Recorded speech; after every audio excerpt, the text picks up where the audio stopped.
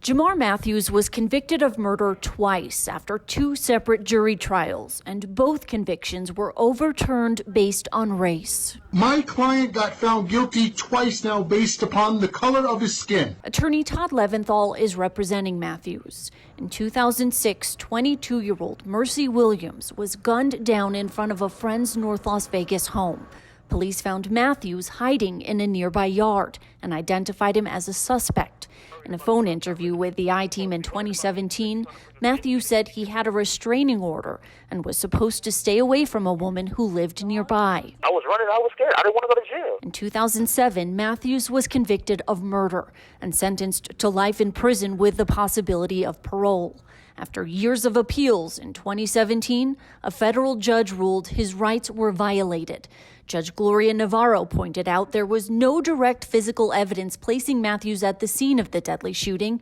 She also pointed to prosecutorial misconduct. Former prosecutor Linda Lewis told jurors in reference to Matthews and his co-defendant, "How innocent do they look to you?" And, "What, you think they walk around the street wearing those white shirts and ties? Come on."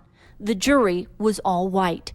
The I-Team interviewed Clark County District Attorney Steve Wolfson after the first conviction was overturned. A jury found him guilty, so we plan to retry him. An all-white jury, though, with the comments made by the prosecutor. You know, a judge found that the prosecutor's comments were inappropriate. We accept that, so we'll retry him again. Guilty of conspiracy to commit murder. In 2018, Matthews was convicted again. Only one juror was African American. Leventhal appealed the decision, and the Nevada Supreme Court overturned the conviction on July 9th.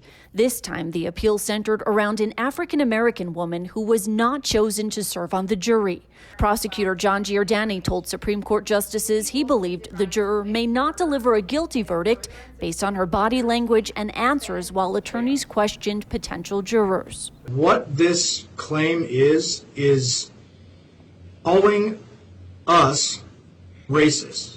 It's absurd and offensive. She is the only person out of all the jurors that were questioned that said she was shaky on the system. According to records, the juror also said she would be fair. Leventhal says the Supreme Court's decision helps shed light on the lack of diversity within juries. It's part of the systemic profiling when we get to court. It's part of that system that's unfair. Leventhal says when he told Matthews his conviction was overturned again, he cried. He remains in prison, and Leventhal plans on filing a motion for his release. I reached out to the district attorney's office for a comment and to find out whether prosecutors will retry the case again. I did not receive a response in time for this report. Vanessa Murphy, 8 News Now.